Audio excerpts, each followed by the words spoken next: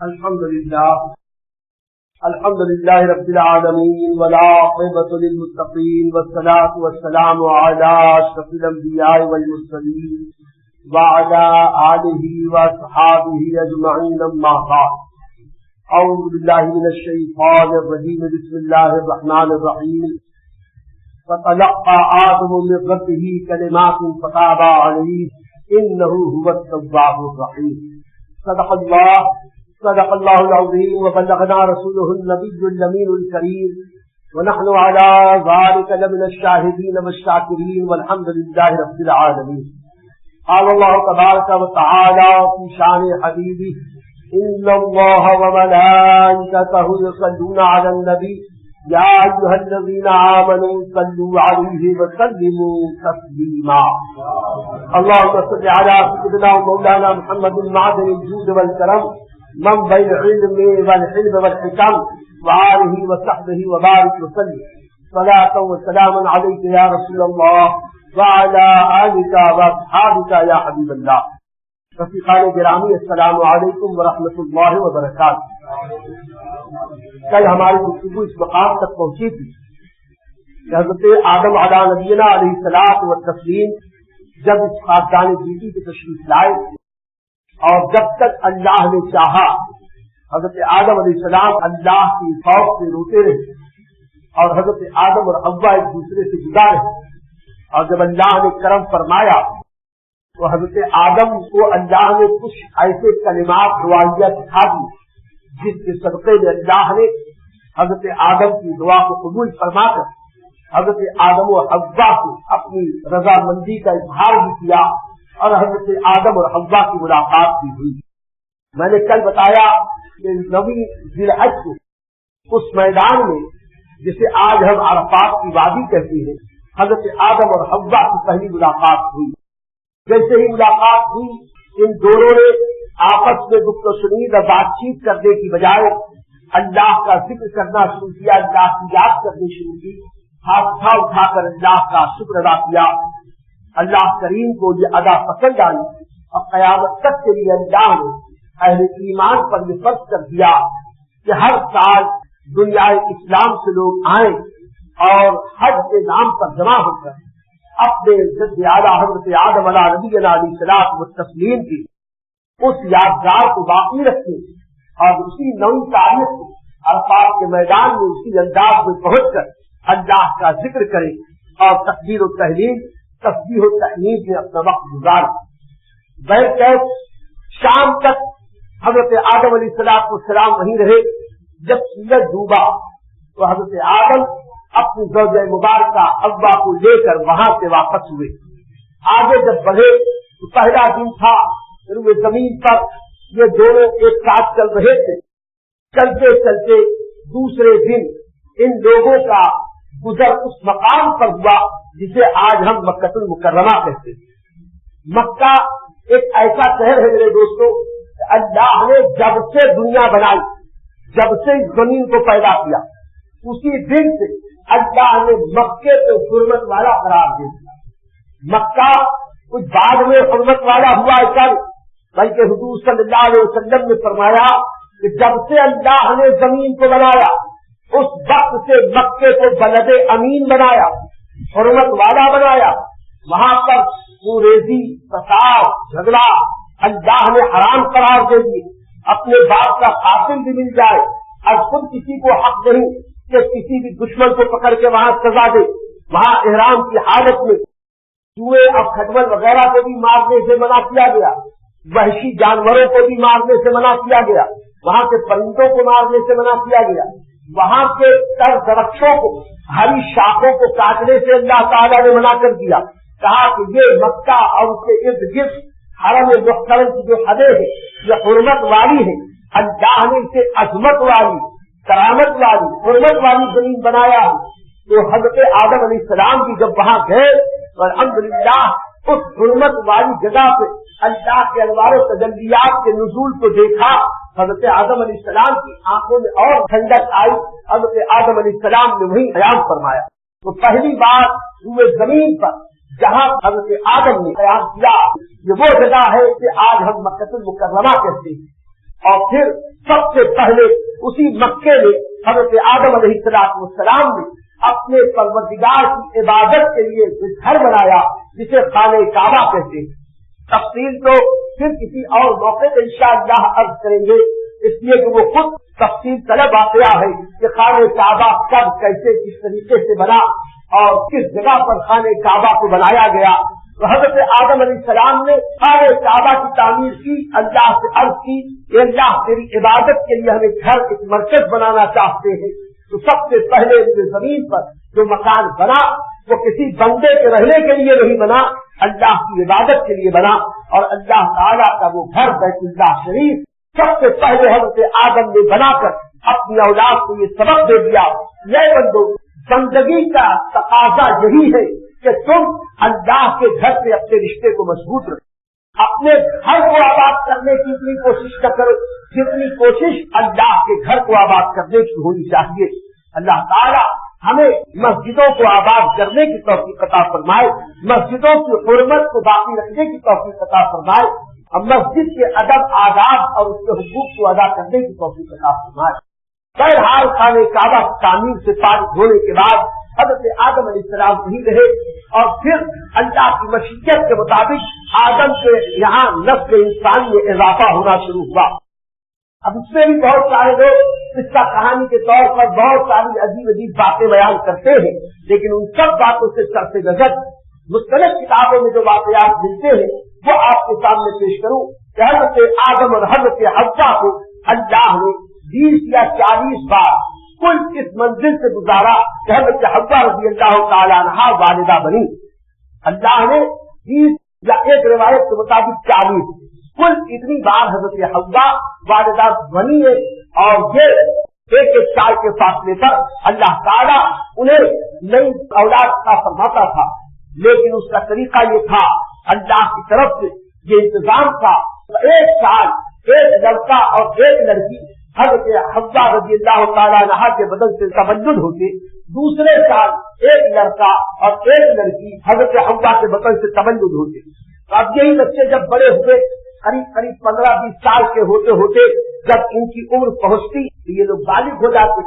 جب یہ بالغ ہوتے حضرت آدم علیہ السلام اپنے انہی بچوں کے درمیان شادی فرماتے. سب کو بنی آدم ہی بنانا تھا، تو اللہ کی مشیت تھی، اللہ کی مرضی تھی. اللہ نے یہ قانون بنایا تھا کہ ایک سال پیدا ہونے والا بیٹا، دوسرے سال کی پیدا ہونے والی بیٹی، ان دونوں کو آپس میں زوج اور زوجہ کا رشتہ دیا جاتا اور ان کے درمیان نکاح کیا جاتا. اللہ نے اجازت دی، اللہ کا حکم تھا. اس کے مطابق حضرت آدم علیہ السلام اپنے بیٹوں اور بیٹیوں کے درمیان اس طریقے سے رشتہ کرنے لگے. ایک سال کا بیٹا، دوسرے سال والی بیٹی، اب اس سال والا بیٹا، اس سال والی بیٹی، اس طریقے سے حضرت آدم علیہ السلام کی نسل چلی.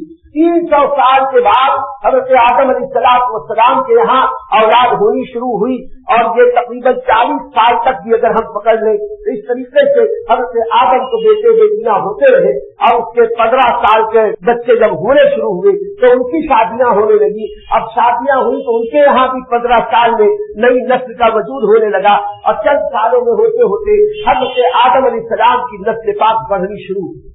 یہاں تک کہ حضرت آدم علیہ السلام جس وقت اس دنیا سے تشریف لے گئے ان کی عمر پاک 1000 سال. حضرت آدم علیہ السلام دنیا میں 1000 سال کی عمر لے کے آئے. جب ان کا وصال پاک کا وقت آیا تو کیا ہوا انشاءاللہ آپ کریں گے. کیا یہ سمجھے کہ 1000 سال کی عمر تک حضرت آدم کے بیٹوں پوتوں نواسوں میں اللہ نے اتنی برکت دی کہ مختار اندازے کے مطابق جو خاص روایت ملتی ہے کہ جس وقت حضرت آدم علیہ السلام 1000 سال کی عمر میں اس دنیا سے تشریف لے گئے، اس وقت حضرت آدم علیہ السلام کے 40,000 بیٹے بیٹیاں دنیا میں موجود تھے. 40,000 بچوں کے بعد پھر جن میں بیٹے بیٹی پوتے پوتی نواسے نواسی پر پوتی یہ سلسلہ چلا. 1000 سال میں تقریباً 40,000 کے خاندان کے سربراہ حضرت آدم علیہ السلام ہوئے. اور اس وقت جتنے بچے تھے سب کی عمریں بڑی لمبی تھی. جیسے حضرت آدم علیہ السلام 1000 سال کے، ان کے سب بچوں کی عمریں بھی ایسی 1000 اور 1,500 साल कमो देश की इसी लंबी लंबी उम्रें हजरत आदम अलैहिस्सलाम के सामने कोई उनका बेटा कोई पोता इस दुनिया से तशरीफ न ले गया, किसी का इंतकाल न हुआ, बड़ी लंबी लंबी उम्रें थी। एक रिवायत में ये भी आता है कि 40,000 के बजाय 1,00,000 की तादाद की आती है। अब ये तो अल्लाह के इनके पास में है। हजरत आदम अलैहिस्सलाम की ज़ाहिरी हयात में 40,000 उनकी आल औलाद थी या उनकी नस्ल से 1,00,000 हो गए थे, लेकिन दहेज एक बहुत बड़ी तादाद में हजरत आदम अलैहिस्सलाम का खानदान बढ़ा। अब जाहिर सी बात है कि जब खानदान बढ़ेगा तो मक्के में सिमट के तो रहेंगे नहीं, आहिस्ता आहिस्ता ये खानदान बढ़ना शुरू हुआ, फैलना शुरू हुआ और बहुत दूर तक पूरे अरब में हजरत आदम अलैहिस्सलाम की नस्ल फैली। आज पूरी दुनिया में जितने भी इंसान बसते हैं, इन सब की जड़ अगर तलाश की जाएगी तो हमको वही इलाका मिलेगा जिसे आज हम मक्का मुकर्रमा कहते हैं। तो मक्का मुकर्रमा ये रुबे जमीन के बिल्कुल दरमियान में है, ये नाफे जमीन है। अल्लाह ने इसे पूरे रुबे जमीन का मरकज बनाया है और उसी मरकज से हजरत आदम की औलाद को पूरी दुनिया में फैलाया है। तो नस्ल इंसानी आज पूरी दुनिया में कहीं भी है। हकीकत में वतन असली अगर देखा जाए तो बनी आदम का वतन असली वो हजरत आदम अलैहिस्सलाम का वतन पाक यानी मक्कतुल मुकर्रमा हिजाज मुक़द्दस की सरजमीन है। तो हजरत आदम की औलाद फैलनी शुरू हुई। फिर हजरत आदम अलैहिस्सलाम भी कुछ दिन यहाँ कुछ दिन वहाँ कुछ दिन वहाँ अपनी औलाद के यहाँ सबको नवाजने के लिए आते जाते रहे। और ये आना जाना सिर्फ खाने पीने के लिए नहीं था, बल्कि हजरत आदम अलैहिस्सलाम दीन हक की तब्दील फरमाते थे और अपनी औलाद को, पोतों को, नवासों को, बेटियों को, सबको अल्लाह की वहदानियत की तालीम फरमाते, अपनी रिसालत का ऐलान करते और उन्हें अल्लाह के अहकाम पर अमल करने की दावत देते। जो शरीयत आदम अलैहिस्सलाम थी, जो सहीफा अल्लाह ने उन पर नाज़िल किया, उसी की तालीम और तलकीन और तब्लीग के लिए हजरत आदम अलैहिस्सलाम दूर दराज तक सफर फरमाते थे। उसी दौरान हजरत आदम अलैहिस्सलाम का क़याम मक्के से काफी दूर हो गया, लेकिन रिवायतों में आता है कि मक्का ये बुनियाद रहा, तवाफ़ काबा उसी वक्त से होता रहा और हज अल्लाह ताला ने उसी वक्त से बना दिया और काबे की ज़ियारत के लिए हर दौर हर जमाने के हर नबी ने उस तरफ का सफर किया। काबा ये जमीन पर जाहिर रहा तब भी लोगों ने उसे मुहतरम माना और काबा जब तूफान नूह के बाद उसे जमीन से गायब हो गया तब भी वो मकाम करामत रहा और मुहतरम रहा और सारे अंबिया उस मुहतरम जगह का एहतराम और इकराम करते रहे। तो बहन कहे हज़रत आदम अलैहिस्सलाम जब अपनी क़यामगाह पर रहे, उसी दौरान एक बार हज़रत आदम अलैहिस्सलाम की आजमाइश में और इजाफा हुआ ये एक साल वो हरम मोहतरम की ज़ियारत के लिए काबतुल्लाह के तवाफ के लिए मक्का मुकर्रमा तशरीफ ले गए। जहाँ जब मक्का मुकर्रमा तशरीफ ले जाने का इरादा किया, उसी दौरान जाने से पहले उनके 2 बेटों में झगड़ा हो। ये 2 बेटे वो थे जिनका नाम कुरान में काबील और हाबील बताया गया है। काबील ये बड़ा भाई था, हाबील ये छोटा भाई था। अब इन दोनों भाइयों में इख्तिलाफ हो गया था। वो इख्तिलाफ भी किसी दुनियावी मालूमता के लिए नहीं हुआ था, ये इख्तिलाफ एक लड़की के लिए शादी के लिए इख्तिलाफ हो गया। जैसा कि अभी मैंने अर्ज किया कि एक अमल से जो बेटा और बेटी होते और दूसरे अमल से एक बेटा और बेटी होते, इस साल वाले बेटे की शादी इस साल वाली लड़की के साथ और इस साल वाले लड़के की शादी इस साल वाली लड़की के साथ होती थी। ऐसे में काबिल और हाबील ये 1 साल के छोटे बड़े, काबिल 1 साल का बड़ा, हाबील 1 साल के छोटे। काबिल के साथ जो बच्ची पैदा हुई थी उसका नाम अक़लीमा था। अब अक़लीमा जो थी ये बड़ी खूबसूरत थी, अल्लाह की शान है, अल्लाह जिसको जैसा उसको जमाल अता फरमाए, ये ज्यादा खूबसूरत थी। और हाबील के साथ जो बच्ची पैदा हुई थी उनकी जो बहन थी, उनका हाल ये था कि वो अक़लीमा के मुकाबले में बहुत कम खूबसूरत थी। अब जब शादी का वक्त आया तो हाबील ने यही कहा कि अक़लीमा के साथ मेरी शादी का इंतजाम किया जाए। हज़रत आदम के पास बात गई, हज़रत आदम ने कहा ठीक है इसके साथ निकाह कर दिया जाए। जब तलब किया तो काबिल उस वक्त अकड़ गया। काबिल कहने लगा नहीं, मैं तो अक़लीमा ही से करूंगा, ये ज्यादा हसीन और खूबसूरत है।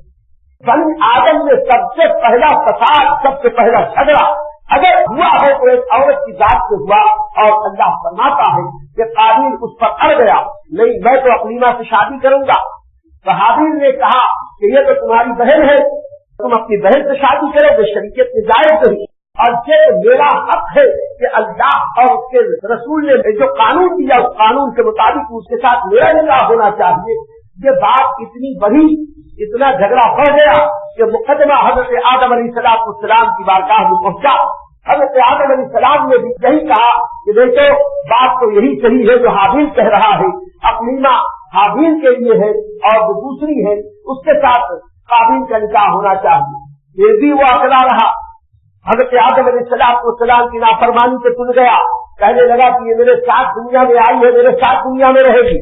ये अपनी कमकड़ी और बेवकूफी का अमली मुजाहरा कर रहा था, यहाँ तक कि हजरत आदम अलैहिस्सलाम ने सुलह करने के लिए एक नया रास्ता बताया।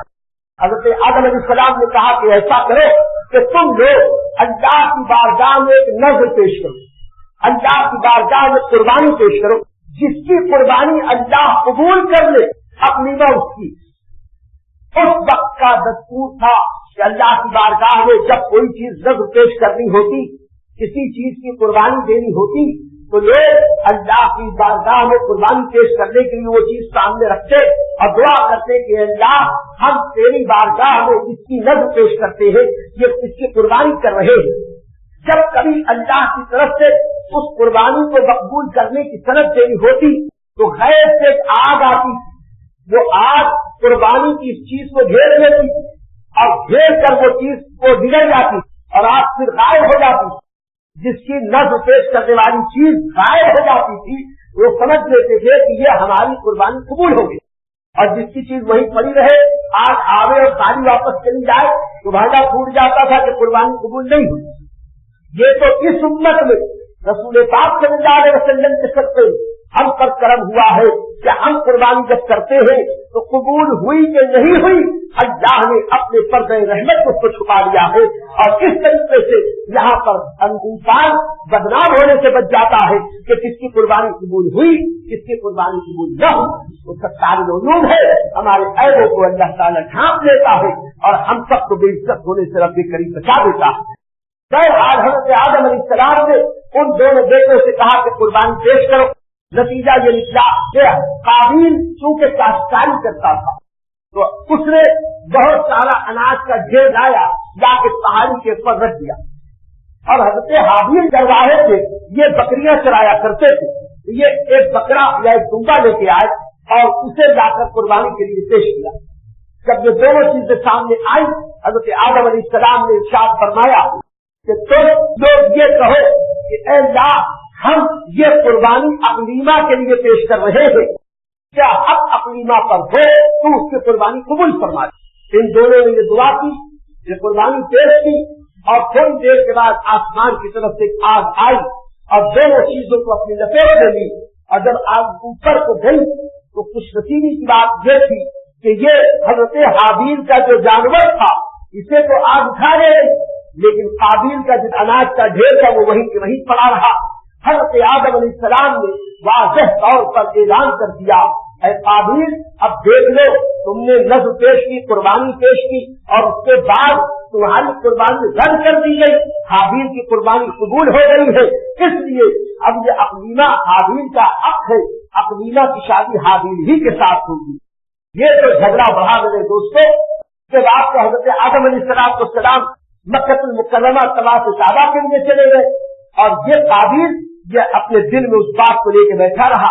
एक दिन उसने हाबिल से झगड़ा किया और अपनी दुरुस्ती का इजहार किया, नाराजगी का इजहार किया कि तुम्हारी वजह से मेरा ऐसा हुआ वैसा हुआ, मैं तुमको नहीं छोड़ूंगा, मैं तुमको खत्म कर दूंगा, तुमको नुकसान पहुंचाऊंगा। तो हज़रत हाबिल ने उसके जवाब में कहा कि तुम अगर मुझ पर हाथ उठाओगे उठाओ, मैं तुम पर हाथ उठाने वाला नहीं।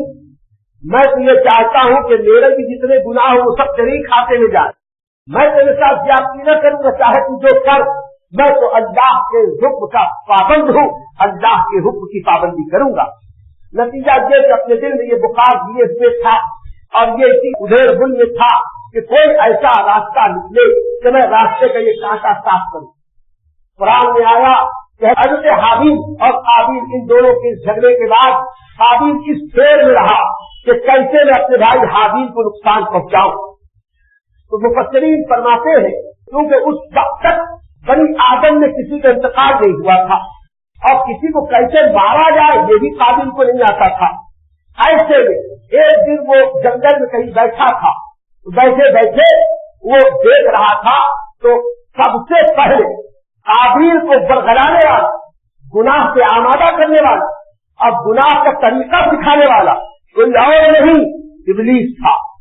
ابلیس آیا اور آپ ایک کوا لیا, ایک پرندہ لیا, اس پرندے کو لے کے آیا اور پرندے کو پکڑ کے ایک پتھر کے اوپر پرندے کا سر رکھا اور دوسرا پتھر لے کے اس سر کے اوپر مار دیا. شیطان نے جیسے ہی مارا کوا وہیں کا بڑا کے مر گیا, یا جو پرندہ تھا وہ اسی جگہ جان دے دیا. یہ شیطان نے قابیل کے غلط کام کرنے کی طرف متوجہ کرنے کے لیے, اس کو سکھانے کے لیے اس طریقے کا یہ کام کیا. اور یہ تو کہہ کے آیا تھا اوپر سے ملے آلہ سے, میں آدم کی اولاد کو بہتاؤں گا, گناہ کی دعوت دوں گا. تو اس نے وہی کام کیا. قابیل نے جب دیکھا کہ ارے ایک پتھر پر سر ہے, اوپر سے دوسرا پتھر رکھا جائے تب تو یہ مر جاتا ہے, تو قابیل کے دل میں بس بسے بھی آئے, خیال پختہ ہو گیا کہ کوئی دن موقع مل گیا تو یہ بڑا آسان راستہ ہے حابیل کو راستے سے ہٹانے کا, اپنی دشمنی نکالنے کا. اور ایک دن اس کو موقع مل گیا. حابیل ایک دن ایک درخت کے نیچے بیٹھے بیٹھے تھک کر سو گئے. جس وقت سوئے ایک پتھر کے اوپر ان کا سر تھا, اس پتھر کو تکیہ جیسا بنا کے وہ آرام کر رہے تھے اور قابیل کی نظر پڑ گئی.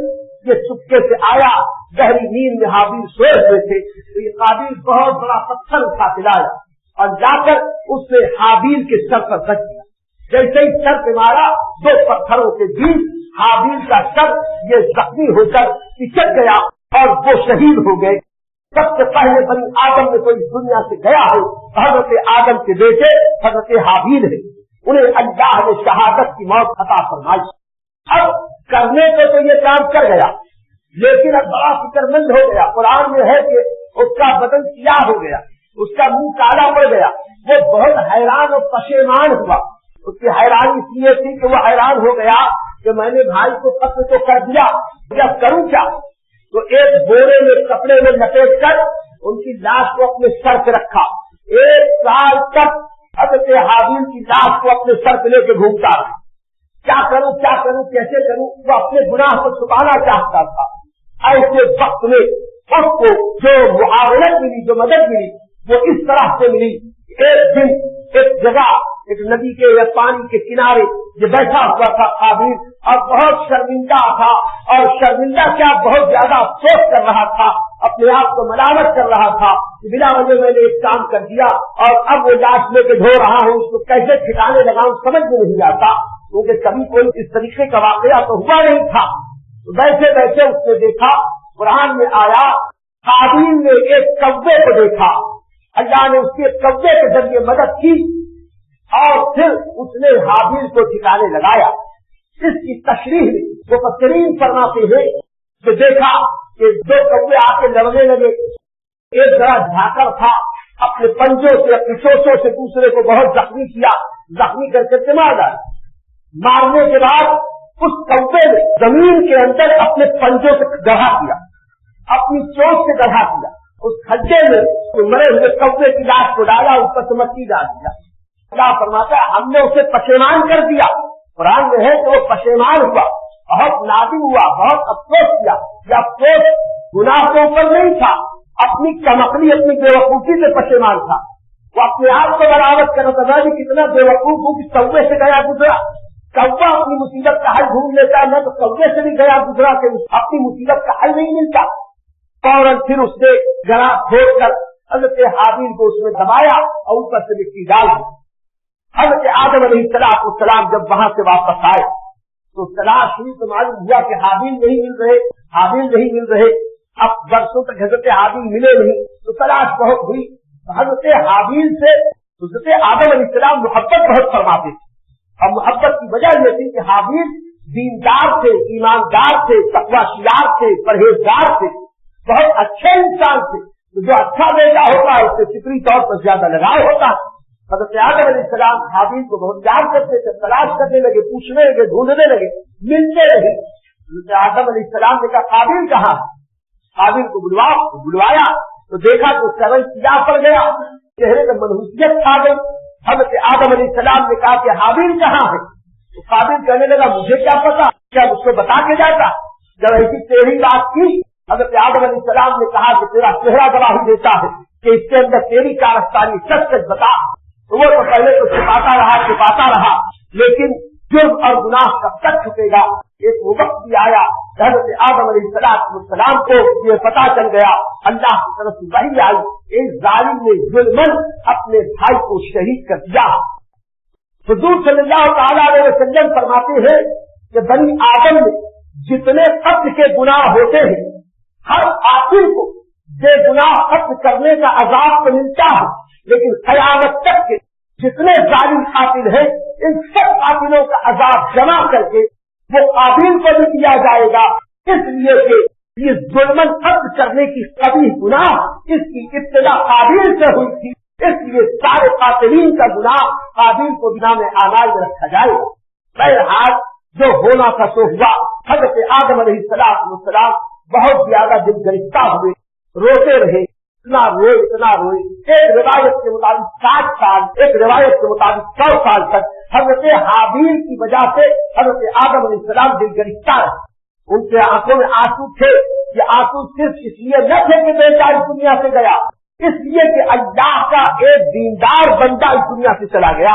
तो अल्लाह के दीनदार बंदे की मोहब्बत में, अपने इस बेटे की जुदाई में हज़रत आदम अलैहिस्सलाम का गिल अवजान अल्लाह रब्बुल इज्जत ने जब देखा, हज़रत जिब्रील के जरिए अल्लाह ने हज़रत आदम अलैहिस्सलाम को यह हुक्म भेजा, ऐ आदम परेशान मत हो, अनकरीब हम हाबील का नेअमुल बदल तुम्हें अता फरमाएंगे. वो नेअमुल बदल क्या था? एक रिवायत है कि 50 साल के बाद अल्लाह ताला ने हज़रत आदम अलैहिस्सलाम को हज़रत हव्वा के बतन से वो अजीम जलील फरजंद अता फरमाया, दुनिया जिसे हज़रत शीश अलैहिस्सलाम के नाम से याद करती है. हज़रत शीश अलैहिस्सलाम ये हज़रत आदम के बेटे हैं, और हाबील के इस दुनिया से चले जाने के बाद हज़रत आदम अलैहिस्सलाम के सब्र और शुक्र की वजह से अल्लाह ने हज़रत शीश अलैहिस्सलाम को दुनिया में भेजा. और फिर एक खुसूसियत ये भी थी कि हज़रत आदम की जितनी भी औलाद हुई, हर अमल से 2 बच्चे होते, एक बेटा एक बेटी. लेकिन एजाज और इकराम हज़रत शीश अलैहिस्सलाम था. हज़रत शीश अलैहिस्सलाम जब इस दुनिया में आए तो अकेले आए, उनके साथ कोई बहन नहीं आई. मुफस्सिरीन अहले मोहब्बत उलमा उसकी वजह ये बयान करते हैं कि हकीकत में अल्लाह ताला ने अभी तक जितनी औलाद हज़रत आदम को दी थी, उन औलादों में नूरे पाक मुस्तफा सल्लल्लाहु अलैहि वसल्लम मुंतकिल नहीं हुआ था. और जब हज़रत शीश को अल्लाह ने पैदा किया तो वो नूरे पाक मुस्तफा, वो सुन्नत रसूल पाक सल्लल्लाहु अलैहि वसल्लम हज़रत आदम के सुल्बे पाक से हज़रत शीश अलैहिस्सलाम को अल्लाह ने मुंतकिल फरमा दिया. तो ये एजाज और इकराम, ये इंफरादियत, ये इम्तियाजी शान हज़रत शीश अलैहिस्सलाम को इसलिए मिली कि वो नूरे पाके मुस्तफा के अमानतदार बनकर इस दुनिया में तशरीफ लाए थे, इसलिए वो तन्हा इस दुनिया में तशरीफ लाए. और मेरे दोस्तों, जब हज़रत शीश अलैहिस्सलाम बड़े हुए तो हज़रत आदम ने उनको वसीयत की कि तुम नबी आखिरुज़्ज़मा के नूर के हामिल हो, तो तुम इस अमानत को ऐसी वैसी जगह मत रखना, बल्कि तलाश करना कि बनी आदम में जो नेक, पासा और अच्छी खातून हो, ऐसी खातून से निकाह करके ये अमानत तुम उनको मुंतकिल करना, और तुम्हारे जिस बेटे को अल्लाह ये अमानत दे उसको भी इसी तरह वसीयत करना. और अल्हम्दुलिल्लाह ये सिलसिला हज़रत आदम अलैहिस्सलाम से चला तो हज़रत अब्दुल्लाह तक ये सिलसिला इसी तरह कायम रहा, जिसकी तफसीर में मेरे आका अलैहिस्सलाम फरमाते हैं कि अल्लाह ने मेरे अस्ल को, मेरे नूर को हमेशा पाक पुश्तों से पाक शिकनों की तरफ मुंतकिल करता रहा. हर दौर से जो अच्छे सच्चे और दीनदार लोग थे, हर दौर में जो अपने जमाने में सबसे बेहतर लोग थे, अल्लाह ने मुझे उन बेहतर लोगों में रखा. और अल्लाह ताला ने अपने महबूब सल्लल्लाहु अलैहि वसल्लम को हर दौर, हर जमाने, हर नस्ल में पारसा पाकबाज लोगों ने रखा. आके हज़रत अब्दुल्लाह के जरिए ये बीबी आमिना के शिकम पाक में आया, और उसके बाद ये नूर पाक मक्कतुल मुकर्रमा में जन्मगर हुआ. तो अल्लाह के प्यारे हबीब صلی اللہ علیہ وسلم کے سارے آباء و اجداد بڑے بادشاہ شریف اشرف اور موحد لوگ تھے. اللہ تعالیٰ کا احسان ہے کہ اس نے اپنے محبوب صلی اللہ علیہ وسلم کو سب سے افضل و اعلیٰ برتر و بالا مقام عطا فرمایا. حضرت شیخ علیہ السلام کے بعد جب تک اللہ نے چاہا حضرت آدم علیہ السلام کسی زمین پر رہے. روایتوں میں آتا ہے حضرت آدم علیہ السلام نے 2 خاص کام کیے. ایک تو کاشتکاری اور دوسرے کپڑے کی بنائی. انسان کو ضرورت ہے کپڑے کی. حضرت آدم علیہ السلام کو اللہ نے وہ علم دیا جس کے ذریعے دھاگا بنا کے کپڑا بنانے کا کام حضرت آدم علیہ السلام نے اپنی اولاد کو سکھایا تاکہ پردہ ہو سکن پوشی ہو. اور اسی کے ساتھ ساتھ اناج کا اگانا اس لیے کہ اللہ نے پہلے ہی حکم دے دیا تھا کہ اب جب جنت سے تم اتارے جا رہے ہو تو جنت میں تو من چاہا کھانا تم کو مل جاتا ہے. دنیا میں جاؤ گے تو تمہیں اپنے ہاتھ سے روزی کمانی پڑے گی. تو اللہ تعالیٰ کے حکم کے مطابق کھیتی باڑی وغیرہ کا کام کیا اور پھر اس کے بعد نسل انسانی آگے بڑھتی رہی, ترقی کرتی رہی.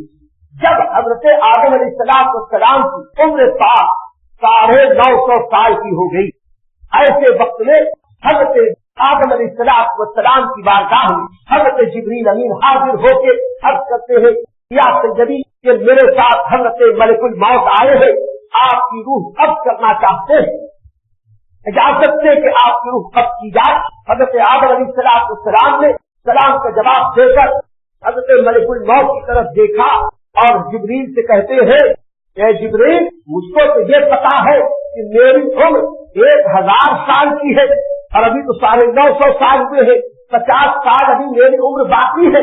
تو اس 50 سال میں میری عمر باقی ہے, 50 سال پہلے روح قبض کرنے کیسے چلے آئے؟ تو حضرت جبریل نے اس کا جواب دیتے ہوئے ارشاد فرمایا کہ یقیناً آپ کی عمر 1000 سال کی ہے اور ابھی اس کو 50 سال باقی ہے, لیکن اللہ نے ہمیں بھیجا ہے. اللہ کی بارگاہ میں حضرت آدم نے عرض کی تو اللہ تعالیٰ نے یہ حکم فرمایا کہ اے آدم تمہارے ذہن سے بات نکل گئی, ظہور ہو گیا, تمہاری توجہ اس طرف نہ رہی جو عالم ارواح میں اس واقعہ ہوا تھا. اے آدم یاد کرو عالم ارواح میں کیا ہوا تھا. حضرت آدم علیہ السلام کو اللہ نے اب یاد کرایا تو عالم ارواح کا وہ واقعہ یاد آیا کہ اللہ تعالیٰ سے جب حضرت آدم علیہ السلام نے ایک بار خواہش کی اے اللہ میں اپنی اولاد کو دیکھنا چاہتا ہوں, تو اللہ نے حضرت آدم کے داہنی پشت پر اپنا دست قدرت پھیرا اور پھر بائیں طرف دست قدرت پھیرا. تو جب داہنی طرف دست قدرت رب کریم کا پھرا اس سے جتنی صحیح فطرت روحیں اور جتنے بنی آدم ہونے والے سے سب نکلے اور وہ سب حضرت آدم کے سامنے سے گزرنے لگے. تو حضرت آدم کی نگاہ اچانک ایک بندے پر پڑی. وہ بندہ بڑا خوبصورت, بڑا حسین و جمیل نظر آیا. سب بڑی تیزی سے گزر رہے تھے, ایک کے اوپر اتفاق سے نظر پڑ گئی. حضرت آدم علیہ السلام نے ان کی طرف توجہ کر کے اللہ سے پوچھا اے اللہ یہ کون ہے؟ یہ بڑے خوبصورت بہت پیارے لگے ہیں. اللہ رب العزت نے ارشاد فرمایا عالم ارواح میں اے میرے بندے آدم یہ تمہاری اولاد میں ایک شخص ہے جس کا نام داؤد ہے, اسے بھی میں نبی بنا کر بھیجوں گا, اسے بھی کتاب اور حکمت دے کر بھیجوں گا. حضرت آدم علیہ السلام نے کہا بہت اچھے لگ رہے ہیں, بڑے پیارے لگ رہے ہیں, ان کی عمر کتنی ہے؟ اللہ رب العزت نے فرمایا ان کی عمر کل 100 سال. اللہ تعالیٰ سے حضرت آدم علیہ السلام نے کہا میرا یہ بچہ اتنا خوبصورت اور پھر یہ رسول بھی کتاب الہی بھی اس کے اوپر نازل ہوگی اور اتنی کم عمر صرف 100 سال کی. اللہ میری عمر بہت زیادہ 1000 سال کی ہے, ایسا کر میری عمر میں سے 50 سال میرے اس بیٹے کو عطا فرما دے. جیسے حضرت آدم علیہ السلام نے خواہش کی اللہ رب العزت کو قدرت والا ہے جس کو جو چاہے عطا فرما دے اور اس کا وعدہ ہے کہ میرے بندے مجھ سے مانگتے ہیں تو میں عطا کرتا ہوں, اور دیا جب کچھ طلب کرے تو وہ تو اللہ کے مقبول بندے ہیں. حضرت آدم علیہ السلام نے جب یہ کہا تو اللہ تعالیٰ نے حکم دیا, اجازت دی کہ ٹھیک ہے تمہاری عمر سے 50 سال ہم نے داؤد کو دے دیا. بات آئی گئی ہو گئی. اب کیا عالم ارواح کی بات تھی, اب عالم اسباب کا معاملہ آیا. 950 سال کی عمر میں حضرت ملک الموت آئے تو انہوں نے کہا میری تو 50 سال کی عمر باقی ہے. جب یہ سب معاملہ سامنے آیا حضرت آدم علیہ السلام نے فرمایا ٹھیک ہے نکال لے میری روح. اللہ کی طرف سے جواب آیا اے آدم ہم تو تمہارا امتحان لے رہے تھے، تم تو راضی ہو ابھی اسی وقت اس دنیا سے جانے کے لیے، لیکن سنو، کریم جب کرم فرماتا ہے، کوئی نعمت عطا فرماتا ہے، وہ نعمت واپس نہیں لیتا۔ میں نے تمہیں 1000 سال کی عمر دی تھی تو میں اس میں کمی نہ کروں گا، اگرچہ تمہارے کہنے پہ اس میں سے 50 سال داؤد کی عمر بڑھا دی ہے تو میں نے داؤد کی عمر بھی 50 سال بڑھا دی، اب تمہاری بھی 1000 سال باقی رکھی۔ یہ اللہ کا کرم تھا، اللہ نے اس طریقے سے نوازا۔ اور پھر ایک وہ وقت بھی آیا جب حضرت آدم علیہ السلام کا اخیر وقت آیا، اس کے بارے میں روایتوں میں آتا ہے حضرت آدم علیہ السلام 1000 سال کے ہو گئے۔ اب ہر وقت یاد الہی، ہر وقت ذکر الہی، اللہ کی یاد، اللہ کا ذکر، جنت کی یاد۔ اس وقت اللہ کی طرف سے حضرت آدم علیہ السلام کے دل میں یہ خواہش پیدا ہوئی کہ جنت کا پھل کھائے۔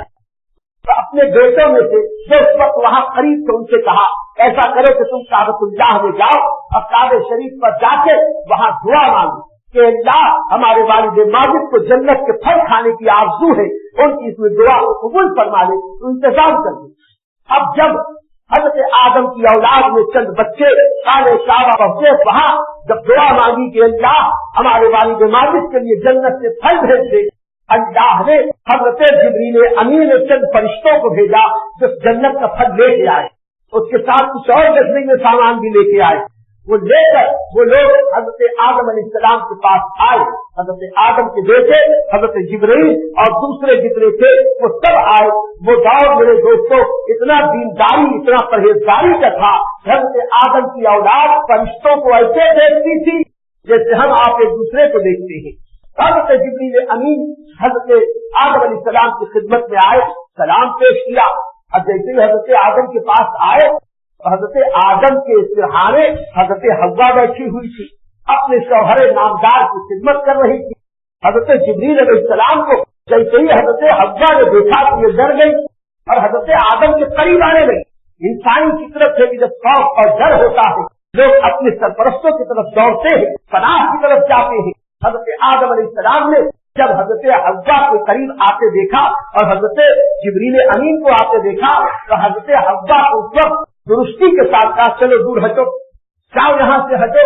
وہ پہلا دن تھا کہ حضرت آدم علیہ السلام نے اتنی سختی سے حضرت حوا کے ساتھ کہا کہ تم ہٹو، پہلی بار بھی تمہاری ہی وجہ سے جنت سے دوری ہوئی تھی اور ابھی بھی جنت کا پھل لے کے جبریل آئے ہیں، سارے ہٹ جاؤ۔ تو ان کو ذرا سا دور ہٹایا اور پھر حضرت جبریل امین نے لا کر جنت کے پھل اور میوے دیے، حضرت آدم علیہ السلام نے نوش فرمائے۔ اور یہی وجہ ہے میرے دوستوں، آدمی جیسے جیسے موت کے قریب آتا جاتا ہے انسانوں کی خواہشات بڑھتی جاتی ہیں، اس کی وجہ اللہ نے انسان کی فطرت ویسی رکھی ہے۔ اور حضرت آدم علیہ السلام کو بھی جنت کے پھل کی خواہش ہوئی تھی، تو بیٹھ گئے۔ اس کے بعد حضرت آدم علیہ السلام کو وقت پورا ہوا اور حضرت آدم علیہ السلام اس آجان گیتی سے تشریف لے گئے۔ ان کے وصال کے بعد حضرت جبریل امین اور دیگر فرشتوں کے ساتھ مل کر حضرت آدم کے بیٹوں کو اپنے ساتھ شامل کیا اور کہا کہ جو اب ہم تمہیں بتاتے ہیں کہ اگر تم میں کسی کا انتقال ہو جائے تو کیا کرنا چاہیے۔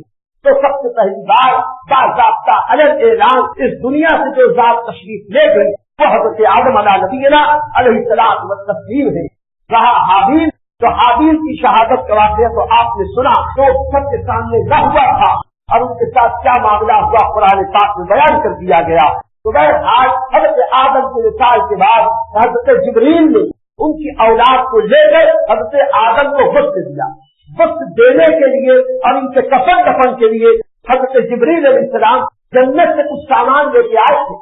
وہ مفسرین فرماتے ہیں کہ کچھ بیل کی پتیاں تھیں، بیل کی پتیوں کو پانی میں ڈال کے انہوں نے تھوڑا سا جوش دیا تاکہ اس بیل کی پتیوں کے جراثیم خوش اثرات اس پانی میں آ جائیں۔ اس ہلکے ہلکے گرم پانی سے غسل دیا اور اس کے ساتھ حنور یعنی خوشبودار مسالے کو جنت سے لائے تھے۔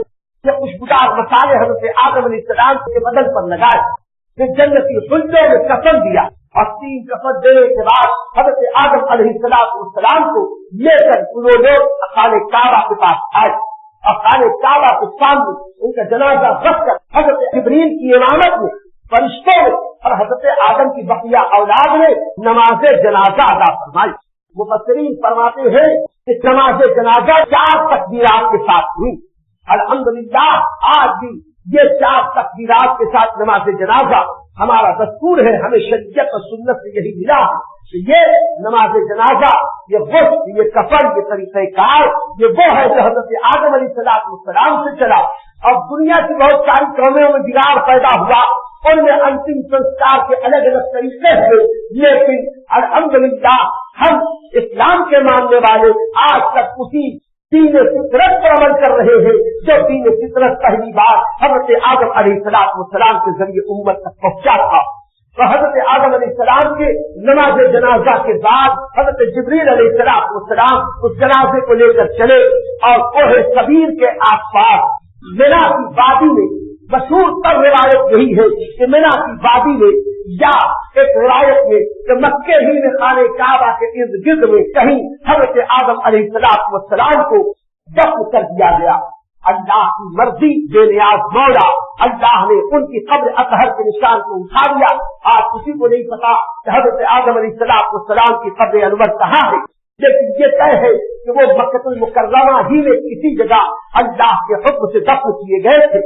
इस तरीके से सबसे पहले इंसान अबुल बशर, सारे नबियों के वारिस और सारे इंसानों के बाद हज़रत आदम अलैहिस्सलाम अल्लाह की रहमत से पहुंचे और अल्लाह ताला ने उनकी औलाद में फिर बहुत बरकतें अता फरमाई और रफ्ता रफ्ता ये बनी आदम हुए जमीन पर फैलते गए और आज जो हाल है आपके सामने है। और फिर हर दौर हर जमाने में जब जब जैसी जरूरत हुई अल्लाह ने बनी आदम की हिदायत के लिए अपने मखसूस मकबूल बंदों को कभी नबी बनाकर कभी रसूल बनाकर भेजता रहा और वो बंदों की हिदायत का सामान लेके आते रहे, लोगों की तबलीग करते रहे। अल्लाह ताला हम सबको अपने महबूब दानाए गुलूब सय्यद आलम सल्लल्लाहु अलैहि वसल्लम की सच्ची गुलामी नसीब फरमाए और इस्लाम पर अमल करने की हमें तौफीक अता फरमाए। व आखिर दावाना अनिल हम्दुलिल्लाहि रब्बिल आलमीन।